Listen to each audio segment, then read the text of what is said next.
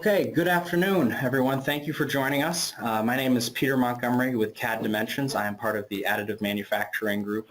We're going to be working today with Camille from MakerBot. He's going to be giving an overview of 3D printing in education. But before we get started on that, just wanted to go through a few quick slides to discuss a little bit about the work that we do here at CAD Dimensions and the services that we offer.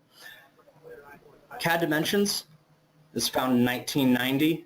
We are located across New York State and Pennsylvania with our main office in Syracuse, New York. We have 5 offices across both states. We are a SolidWorks commercial as well as EDU reseller, and we are also a Stratasys reseller, have been since 2004. In addition to selling Stratasys printers, we now also sell MakerBot equipment. And of the Stratasys systems that we've sold, we have about 350 systems installed across New York State and Pennsylvania. Just a little sort of housekeeping, so you have our contact information. Right here you have listed our office number, as well as the emails for Jeff Lewis, our Sales Operations Manager, Gary McHugh, our Vice President, and Laura Sage, our Order Processing Administrator. That being said, I think I'm going to go ahead and flip it over to Camille, who will commence the MakerBot presentation. And here you go. All right, want to make sure that everyone can see my screen. Thank you so much for the introduction. Today's presentation is going to be going over how 3D printing is being used in an educational setting. I'm going to be going over where 3D printing was and where MakerBot has brought it, the different printers that we have available, and the resources that we've created to make 3D printing easy and accessible for educators. So MakerBot's mission, MakerBot is preparing students for the jobs of the future by making 3D printing accessible, relevant, and fun. So 3D printing has been around for 30 years, 3 decades, and most people, when hearing about 3D printing, think of a very industrial process, something that isn't accessible to many, maybe something that sits in the basement of a company or in a back room that not many people get to see. What MakerBot's done is we've changed that notion and made it accessible to everyone on the desktop level. So very much like the transition personal computers did, we did the exact same thing with 3D printing, where now it's easy to use for all. So how does it work? So MakerBot uses fused deposition modeling. It's the type of additive manufacturing technology that our 3D printer uses. So how that looks is, think of a very high-tech hot glue gun that takes a thin piece of plastic, heats it up, and then lays it on a bed layer by layer. And each layer is as thin as a sheet of hair. This is the most common form of 3D printing. You'll see other forms that use lasers, resins, and powder, but this is definitely the most widely used form of 3D printing. So now, with education, what we've noticed is that educators adopt new technologies, which students then bring into the workforce. So they want to make sure that they're adopting the future technologies, the technologies that they're going to be using at work. And in turn, companies are buying those technologies to try and recruit college graduates. Right now, 3D printing is one of the most popular technologies for career pathing in the educational space. So what does 3D printing really do? What's the big selling factor, I guess? So it's really with the design process, and when you come up with an idea, bringing that idea to life. So traditionally, the way that you brought an idea to life is you first thought of it, drew it, and then maybe sent it to China or a third party to get made. You'd then wait for that piece to get back. You'd get that prototype back. With you and your team, you would assess what needs improvement and then start that cycle again. Now, obviously, that cycle takes quite some time and can find itself to be very costly, so costly that sometimes people or businesses decide that they can only afford one, so can only make one improvement to their design.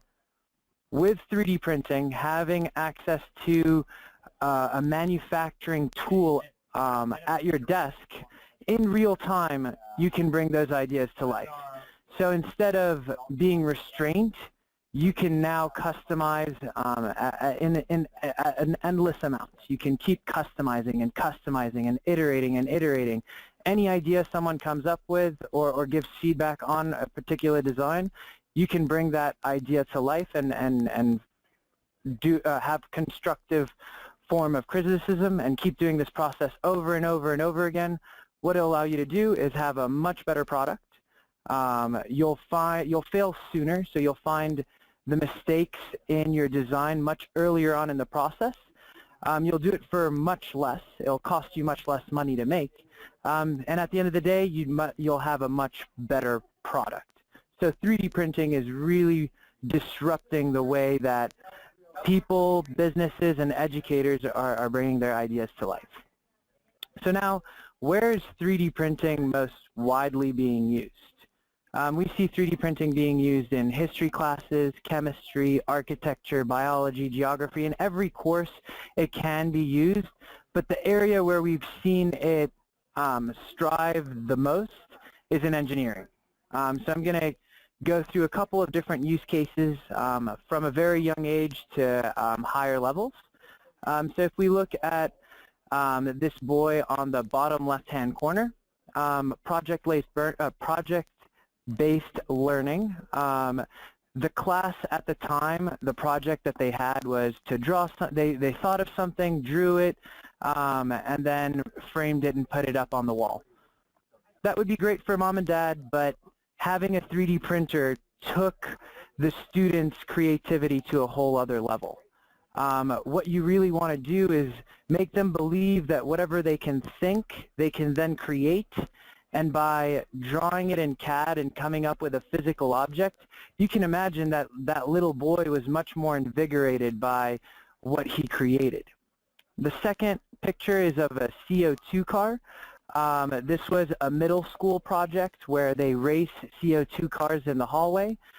Before getting a 3D printer, making these cars was very random. They were using their hands. They weren't really engineering wasn't as blatant. They simply added a 3D printer and 3D printed only one component of the car, the wheels. That doubled the amount of engineering that was done with that particular project, because now these students were making measurements. They were measuring the diameter, seeing if a bigger wheel or a smaller wheel would be more effective, a heavier wheel.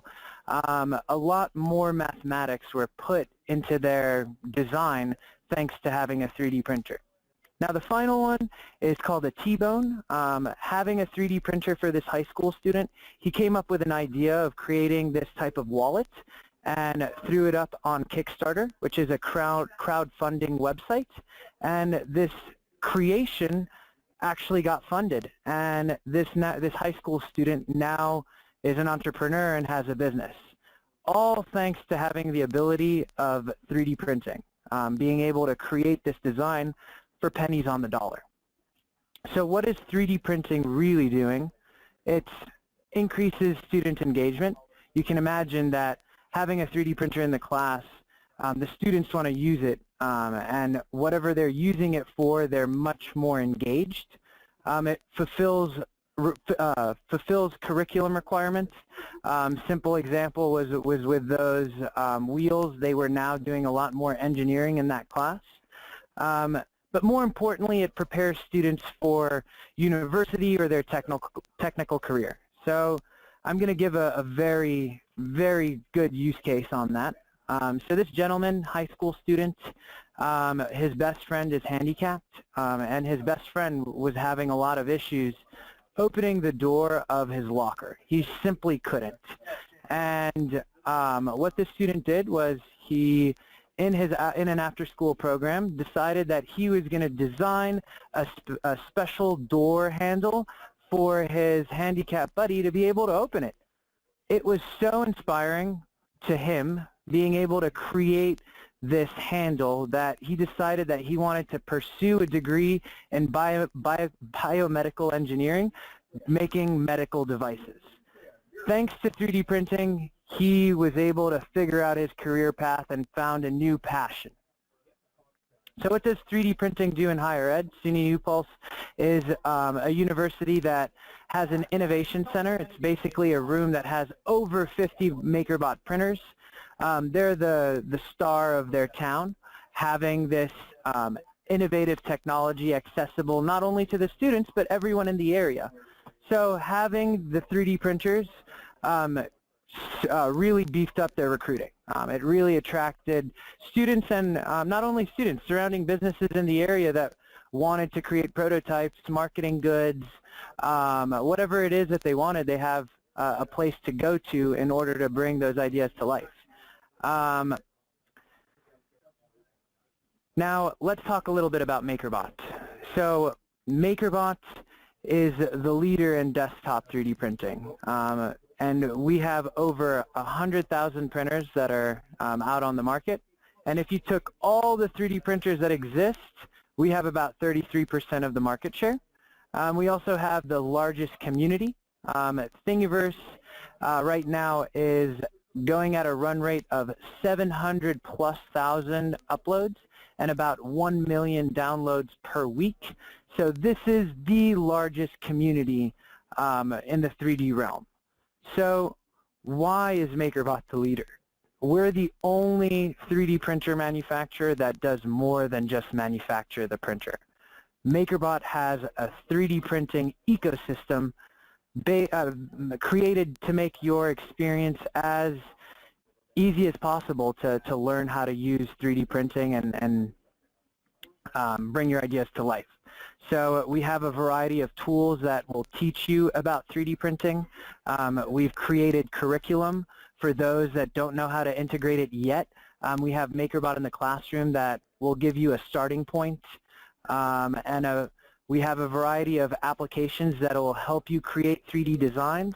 We have an iPad app called Print Shop where you could do something as simple as draw a 2D picture and give it a third dimension by extruding it up and then sending it to the printer from your iPad.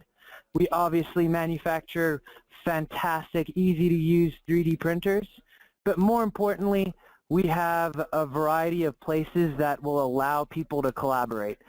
Thingiverse is one of the greatest tools that MakerBot has to do that. You could go on Thingiverse today, enter the 3D printing classroom group, and ask our community of users how to use 3D printing in, let's say, insect anatomy. I spoke to a teacher on Monday on how she integrated insect anatomy into 3D printing, and what she did was have the students 3D design the different types of insects and the different components of the different insect types so that they invented their own insects. You can imagine that the students had a much more profound understanding of insect anatomy thanks to having a 3D printer. So what are we seeing today? 3D printing today is what a computer lab was in the mid-1980s. We believe that very soon, it's already started to happen, we're going to see 3D printing labs all across the nation. We have about 20 that are out there now, and that number is continually growing. Everyone understands that 3D printing is the next technology that you have to adopt, and an innovation center, a starter lab, those are the high volume solutions that we have to give everyone access to 3D printing. So now a little bit about MakerBot's product line and kind of where we've come from. So these were a couple of the first MakerBot printers. The first MakerBot printers were very much like a kit, open source Tinker's tool. You even had to 3D print some of the parts to complete building the printer. But this isn't for the everyday person. This was much more of a Tinker's tool, a project. We've now made 3D printing as plug and play as it can be for the everyday user. So I'm going to go over our product line. The way that I like to see our 5th generation lineup is we have a small, medium, and large printer, and that's how you'll decide which one is best for you. So I'll start with the small, the MakerBot Replicator Mini. This is a one-touch 3D printer. It is the easiest 3D printer to use on the market. It's got a 4x4x5 build envelope, and it's very good for people that are looking for something to transport. Since it's so small and compact, it's very easy to move around. The model up from that, just in size, same printing capabilities, would be the MakerBot Replicator. The MakerBot Replicator desktop 3D printer has a 10x8x6 build envelope. Its LCD screen makes it very easy to use. It has assisted leveling, so it helps you through the calibration process, and is our most popular model. Typically, educators will like to start with the MakerBot Replicator desktop 3D printer. The size up from that is our MakerBot Replicator Z18. This is the largest 3D printer when it comes for price point and performance. There's nothing else out there on the market. The Z18 can print things that are a foot by a foot by a foot and a half. So prints can last quite a long time. Just a few weeks ago, I printed something that took 8 days. So fantastic printer if you're looking to make very large-scale prints. So to sum up the 5th generation platform, the most important tool on this platform is the MakerBot Smart Extruder Plus that you see here. So the extruder is a device that heats up the plastic and lays it on the bed.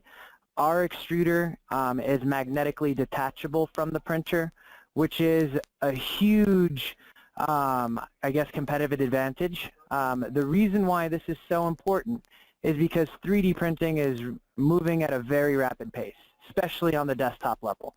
Lots of improvements and innovation is happening for these printers, and a lot of people, especially educators, are terrified that if they purchase a printer today, that next week it'll become obsolete. That's not the case when you get a MakerBot printer. Since the head can be removed magnetically, when we come up with a new one, let's say the Smart Extruder Plus 2.0, you'll be able to use that Smart Extruder on your 5th generation replicator. It's backwards compatible. So the other great features is that it's Wi-Fi connectable. So if you don't want to necessarily have them all in your classroom and in a common space in a different room, each computer can access the printer. But more importantly, there's an onboard camera that allows for remote monitoring. So that means that when you have a very long print that takes several hours, you have that ease of mind that at any point you can take out your phone or tablet, even from your computer, you can take a look at what status the print has. More importantly, the Smart Extruder has filament detection, so if it were to run out of filament halfway through a print, the printer will pause itself automatically, send you a push notification to your phone, tablet, or computer, letting you know that, hey, you need to put some filament back into the extruder for you to be able to complete your print. The next printer is the MakerBot Replicator 2X.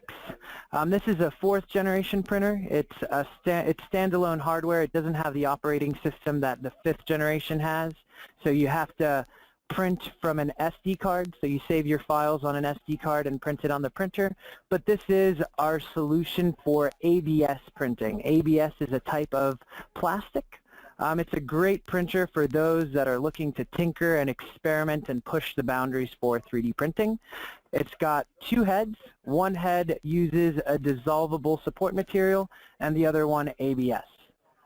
We also have a desktop 3D scanner. It's called the MakerBot Digitizer. This is a great tool for scanning objects.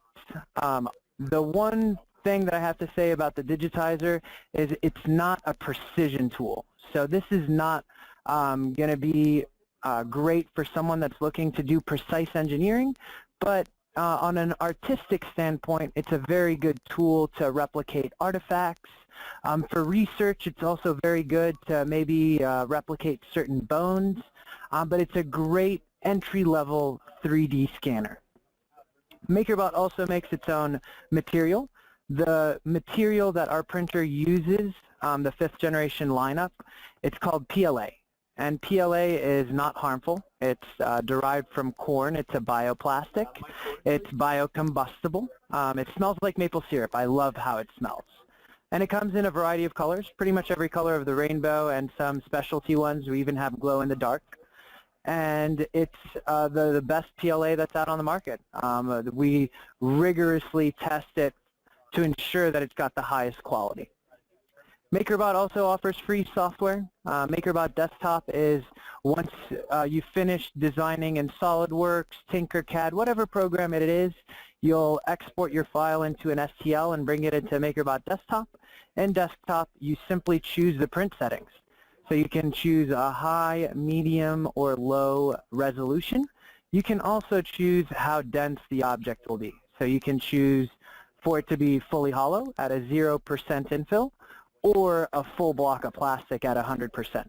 On those lower percentage, let's say 5 or 10, that's what we recommend. The inner part of the design is diamond or honeycomb film so that it keeps its structural integrity. Now, the great tool that I spoke about earlier for those who want a great understanding on 3D printing and a starting point is MakerBot in the classroom. This is a great tool for those who aren't sure what to do with 3D printing. It comes with 3 easy-to-do lesson plans that anyone could integrate tomorrow or today. The most important tool I think we have for everyone, our educators especially, is Thingiverse. If you haven't been on Thingiverse, I strongly recommend going there after this webinar. This is our online database of 3D files. This is a great resource for inspiration. I don't want you to go online and tell your students to just randomly download objects to print, but instead take a look at what others are doing and try and recreate it yourself. A great resource in the Thingiverse website is called MakerBot Jumpstart. This has a variety of fun applications and different 3D design software that you could learn to use if you're a beginner. So now, why should you adopt 3D printing today? The most important point is that 3D printers are what the computers were back in the 1980s. The last thing you want is for your students to fall behind. They are going to use this technology in the next few years when they're in college or right after they graduate. You want to be sure that you're giving them all the necessary tools to be successful in their careers. It also helps schools stay competitive. A lot of students will decide where they want to go based on the resources that they have. And 3D printing is a very attractive resource for students. All modern projects are 3D printed. Everything usually comes from a prototype. It's very rare that something will come to life straight from a CAD design or a picture. You want to see it first before making it. And finally, it's a great communal resource. A lot of schools will do fundraising thanks to 3D printing where let's say a variety of different students will come up with designs that they then sell. It's great for product development. So for universities that are doing research that are looking to create, I don't know, medical devices or prosthetics, 3D printing is a very inexpensive way for them to do that. And you only need a 3D printer to start a club. A variety of robotics clubs, all they need in order to be able to create things is that 3D printer.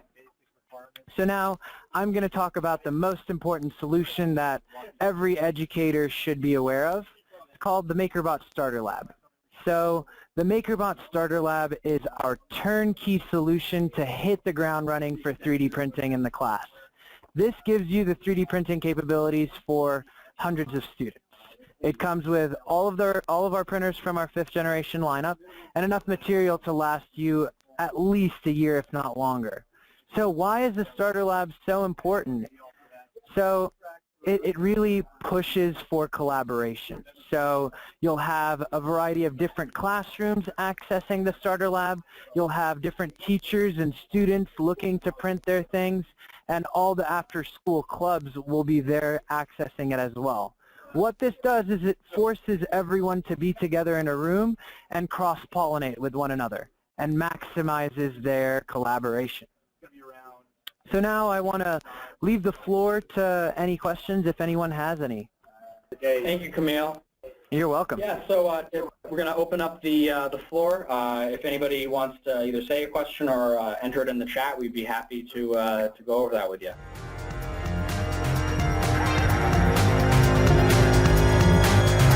Don't forget to check us out on YouTube, Twitter, Facebook, and our blog for more great content by clicking on the links in the description below.